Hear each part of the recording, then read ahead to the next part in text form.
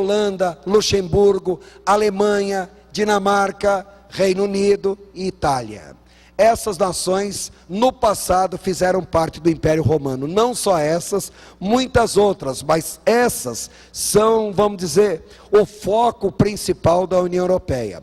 Observe uma coisa curiosa, irmãos. Hoje, a maior economia do mundo, Estados Unidos. Qual é a segunda maior economia do mundo? Japão. Terceira maior economia do mundo. Hoje é a China.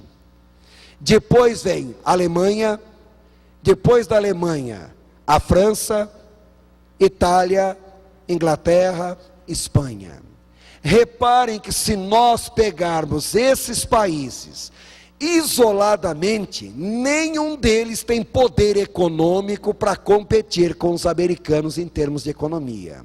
Mas como bloco econômico, reparem essas grandes economias do mundo.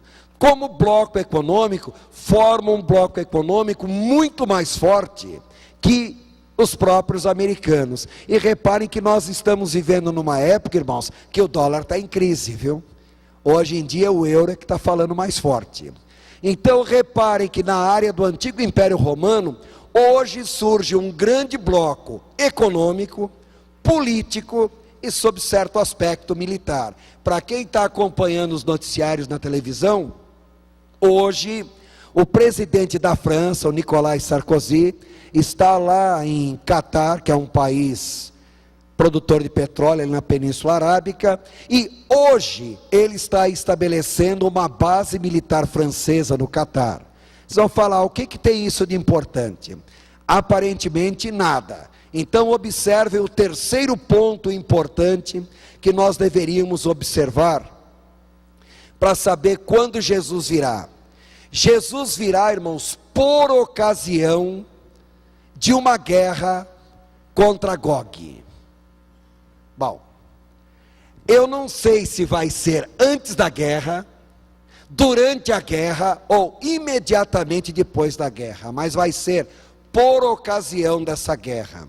A palavra Gog quer dizer telhado, telhado do mundo. Peguem o mapa mundi e olhem qual é o país do mundo que está mais ao norte da terra.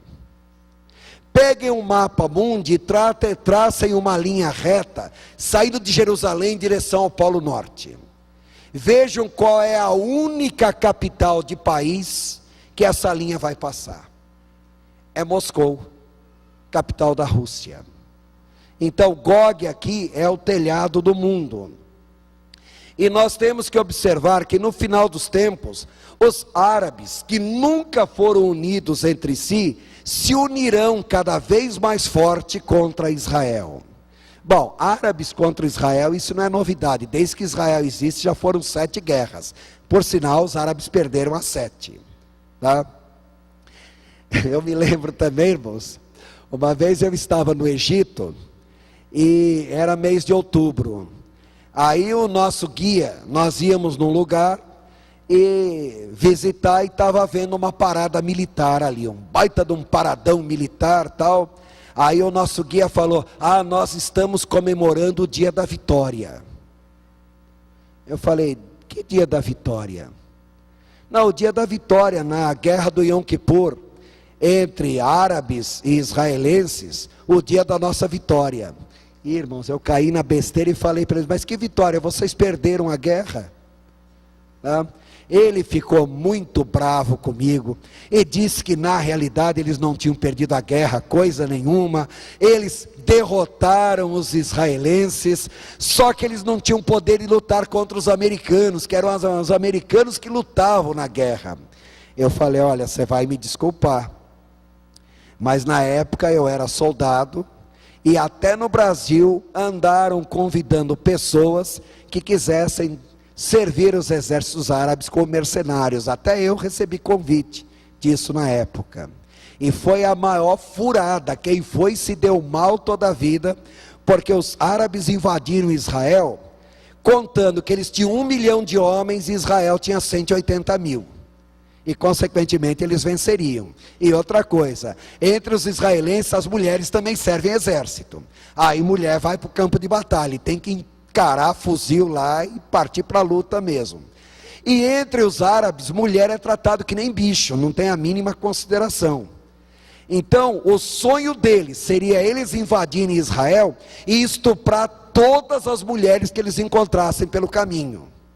Por quê? Eles imaginavam a mulher judia como uma mulher egípcia, como uma mulher árabe, uma mulher submissa, uma mulher calada. Só que quando eles entraram em Israel e viram as primeiras mulheres, soldados partiram para a luta. Oba, vamos fazer a festa.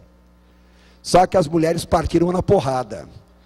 Foi pancada à torta e à direito, e trocavam, era um tiro mesmo. Quer dizer, apanhar de homem, explicável, mas apanhar de mulher, inexplicável.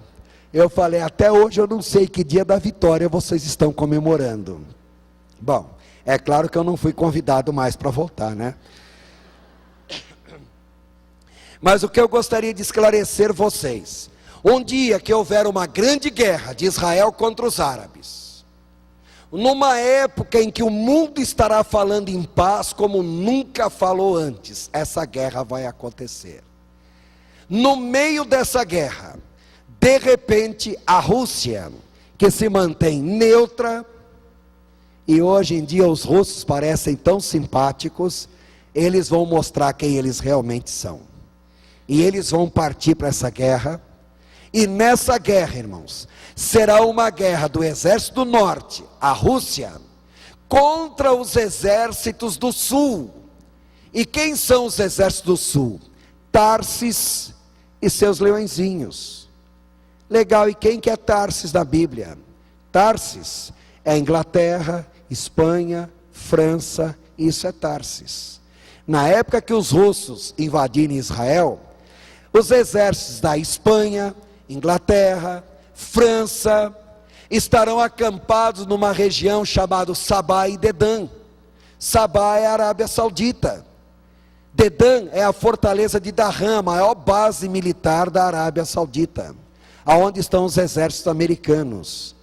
E esses exércitos do sul barrarão os exércitos do norte. Em outras palavras, será uma guerra entre Rússia e Estados Unidos mesmo e os países da Europa. E no meio dessa guerra, quero informar vocês que os russos vencerão a guerra. Para quem já pensa que os americanos vão ter a vitória, não terão não. Os russos vencerão. Só que em Joel capítulo 2, irmãos, diz que será por ocasião dessa guerra, que o Espírito Santo vai ser derramado sobre a terra e derramado sobre a igreja, irmãos, como nunca foi derramado antes. Irmãos, o povo vai clamar, irmãos, o povo vai orar, vai ter um avivamento espiritual que vocês nem imaginam, de tal maneira, e esse avivamento não é para fazer com que nós sejamos mais crentes, é para fazer com que nós estejamos melhor preparados para o arrebatamento que estará acontecendo a qualquer momento. Então, se alguém fala, mas quando essa guerra aconteceu eu já não quero mais estar aqui. Olha, eu não sei se a igreja estará aqui em plena guerra. Sinto informar para vocês, mas vai ser por ocasião dessa guerra. Aí alguns de vocês devem estar falando, quando começar a guerra então eu me preparo. Uma vez eu estava lendo uma revista no CTA, US Army, falando sobre armas atômicas, quem apontado para quem.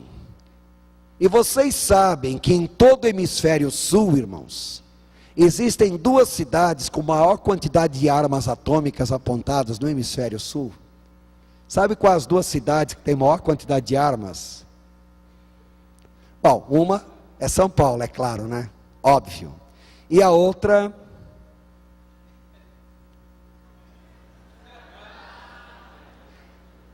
surpresa! São José dos Campos.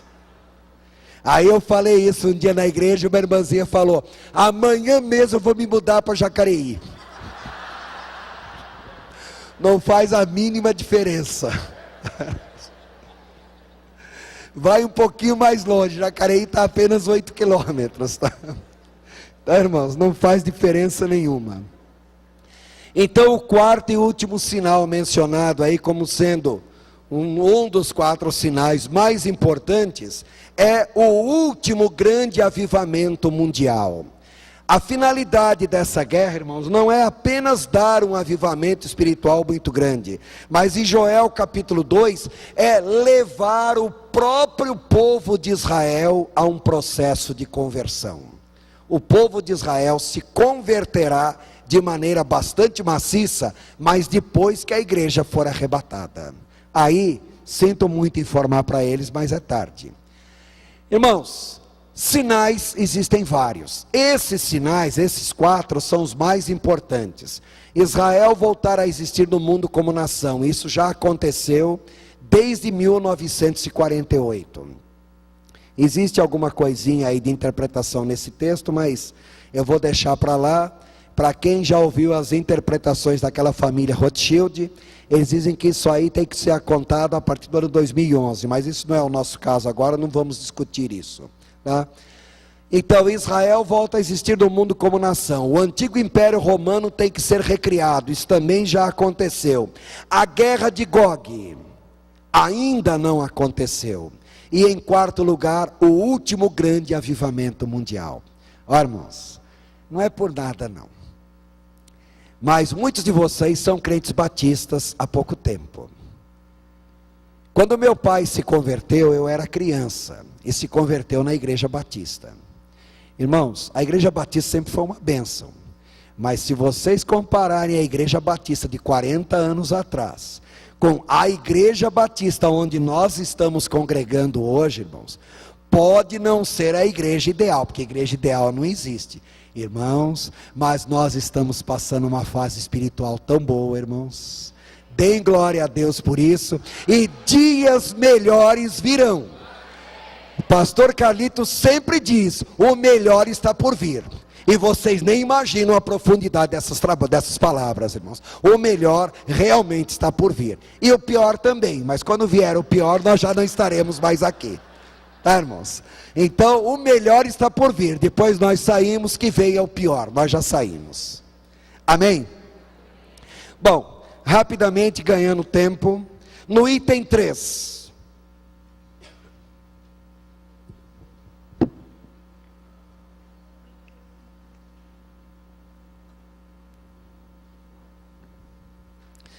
No item 3, como será o arrebatamento? A Bíblia diz que Cristo descerá do céu. 1 aos Tessalonicenses 4,16. E reparem que ele descerá do céu, irmãos. Ainda diz, ora, ainda vos declaramos por palavra do Senhor isso, nós os vivos, os que ficarmos até a vinda do Senhor, portanto o Senhor virá, o Senhor descerá primeiramente do céu. O texto bíblico ainda diz, será ouvida a voz do arcanjo. Só que em Daniel capítulo 12, irmãos, diz que a voz do arcanjo, uma pausa, não diz voz de um arcanjo, diz do arcanjo, porque é um arcanjo específico. Aliás, só existe um arcanjo na Bíblia. Vocês podem ler na Bíblia que tem anjos, principados, potestades, tronos se preferirem o termo, dominações, soberanias. Agora, quando fala de arcanjo, fala sempre no singular. Só tem um arcanjo na Bíblia e é o arcanjo Miguel, é o único mencionado na Bíblia. Só que em Daniel capítulo 12, diz que a voz do arcanjo será ouvida, mas não no mundo, será ouvida para Israel, quando a igreja for arrebatada, o povo de Israel ouvirá a voz do arcanjo, uma indicação para eles, que a partir de agora, o próprio arcanjo Miguel estará se levantando a favor do povo de Israel. Nesta ocasião, ocorrerá a ressurreição dos mortos. Uma pausa. A palavra ressurreição, sui erécio. Re quer dizer de novo, sui quer dizer o próprio, erécio, corpo em pé. Então ressurreição é o próprio corpo se colocar em pé novamente.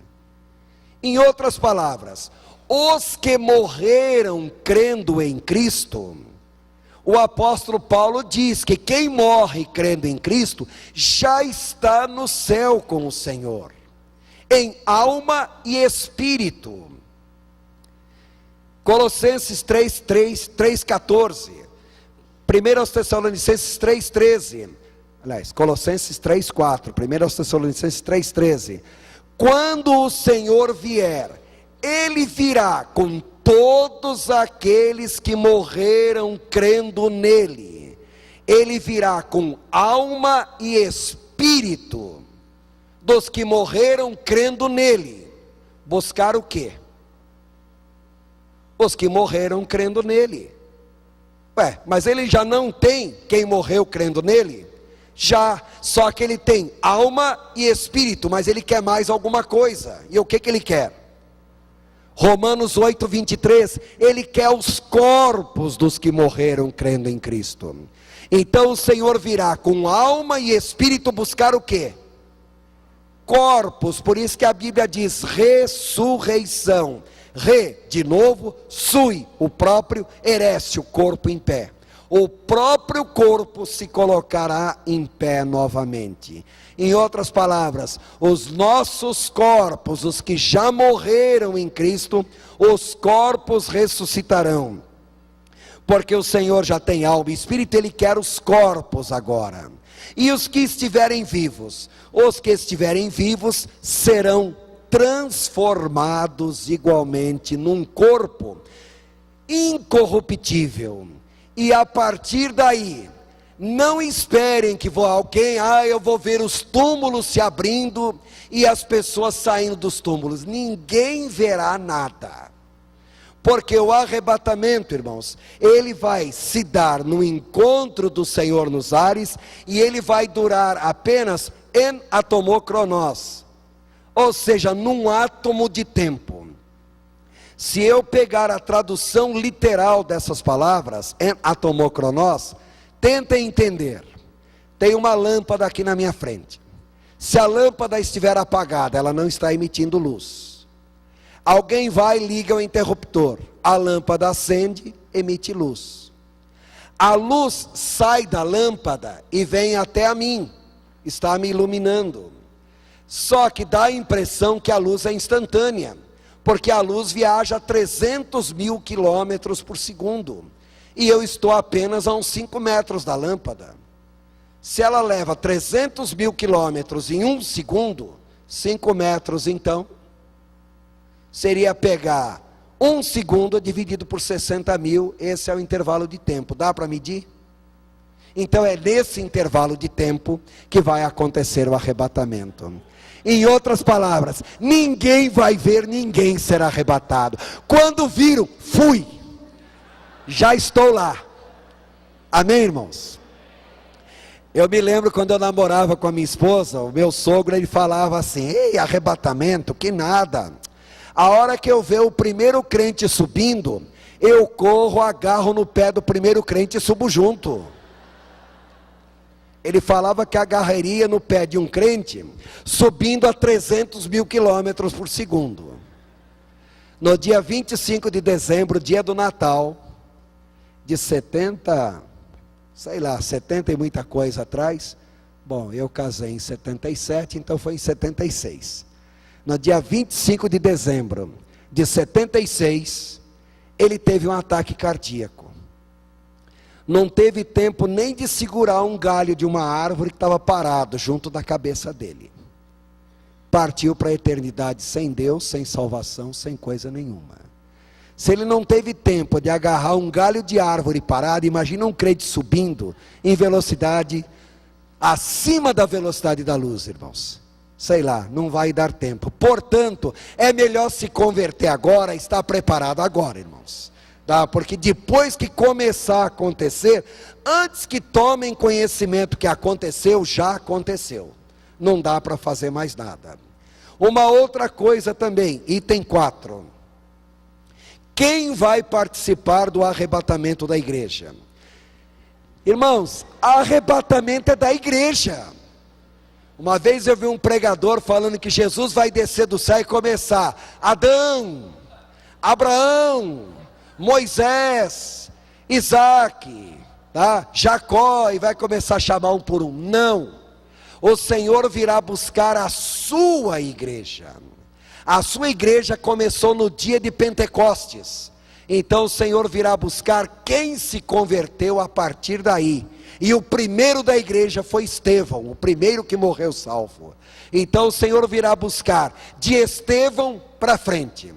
Os santos do Antigo Testamento não serão buscados. Sabe por quê? Porque eles já estão lá. Estão aguardando a nossa chegada. Eles são convidados para um casamento. Cristo é o noivo. A noiva somos nós, a igreja, irmãos. Eles não são a noiva, eles são os convidados para o casamento. A igreja, em primeiro lugar, eu vou subir, vou direto para o céu. Legal. Quem for arrebatado já está salvo. Mas o primeiro lugar para onde nós vamos será um tribunal. Nós seremos julgados, iremos primeiramente para o tribunal de Cristo. Quem vai para esse tribunal? Se foi arrebatado, vai para o tribunal. Vai ser julgado? Vai. E a Bíblia diz que nós seremos julgados segundo as obras que praticamos por meio do corpo, e receberemos ou bem ou mal. E sinto informar-vos que há algo de mal esperando por vocês, mas alegro em informar que há muita coisa de bom esperando por vocês. Nós iremos para o tribunal de Cristo. Esse tribunal será nos ares. O tempo do julgamento, irmãos, enquanto aqui na terra estará se desenvolvendo a grande tribulação, e a grande tribulação vai se dividir em duas partes, lá no céu estará se desenvolvendo o tribunal de Cristo, e depois o casamento de Cristo com a igreja. Eu não vou entrar em detalhes agora, mas esse julgamento vai durar aproximadamente uns 3 anos e meio. Aí vocês vão falar: mas é um julgamento de condenação? Não, não é julgamento de condenação. Quem chegou lá já está salvo. Não corre risco nenhum de ser condenado. Ufa, que alívio. Irmãos, o apóstolo Paulo, escrevendo em 1 Coríntios capítulo 3, ele diz: nem que seja chamuscado o seu traseiro, o importante é chegar lá. Tá, irmãos? Queiram chegar, nem que seja fugindo do fogo que vem atrás, mas se chegou lá, pelo menos está salvo. Isso já é o nosso grande consolo. Quem vai nos julgar? O nosso juiz será Jesus. O Pai diz: eu a ninguém julgo, mas tem um que agora vos julga, o próprio Senhor Jesus. Então, irmãos, nós seremos julgados pelo próprio Senhor Jesus. Ele será juiz. Todo julgamento tem que ter advogado da defesa, senão não é julgamento. Bom, o juiz é Jesus. Quem é o réu?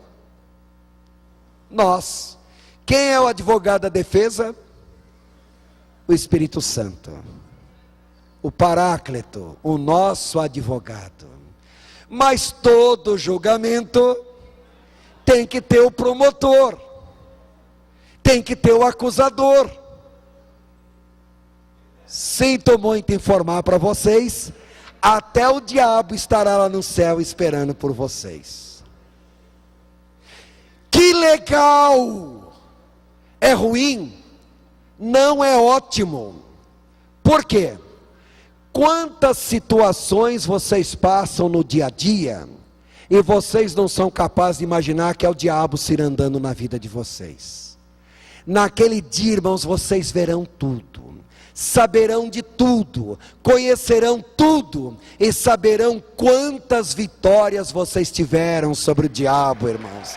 Então, ele tem que estar lá. Irmãos, Em primeiro lugar, ele tem que estar lá, que ele tem que ver o tamanho da vitória de vocês. Tá, irmãos? Será a única vez que nós poderemos dizer para ele que é uma satisfação encontrar com ele no céu. Em primeiro lugar, ele tem que saber da nossa vitória. Em segundo lugar, irmãos, tá? Ele vai estar lá para quê? Para ser lançado do céu à terra definitivamente.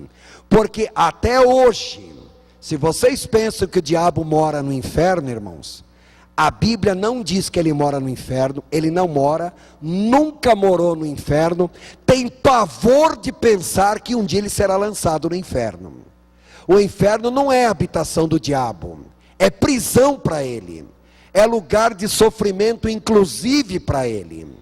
Aí ele vive do passear pela terra, do rodear sobre ela, e de vez em quando ele vai infernizar até lá no céu, nos acusando de dia e de noite perante Deus, irmãos. Mas nesse dia que nós chegarmos lá, ele tem que estar lá para ver a nossa vitória, será lançado definitivamente do céu à terra, e a Bíblia diz em Apocalipse capítulo 12, e ele virá furioso, porque agora ele sabe que pouco tempo lhe resta.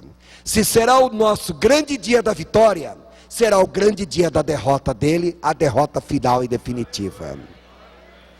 Após isso, antes, o que o Senhor vai levar em consideração no dia do juízo?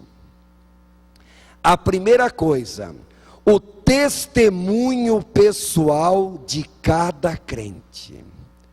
Irmãos, tem crente que, sinto informar, não dá testemunho, dá testemunho. Desculpem dizer isso. Tem certos crentes que são verdadeiras vergonhas para o Evangelho.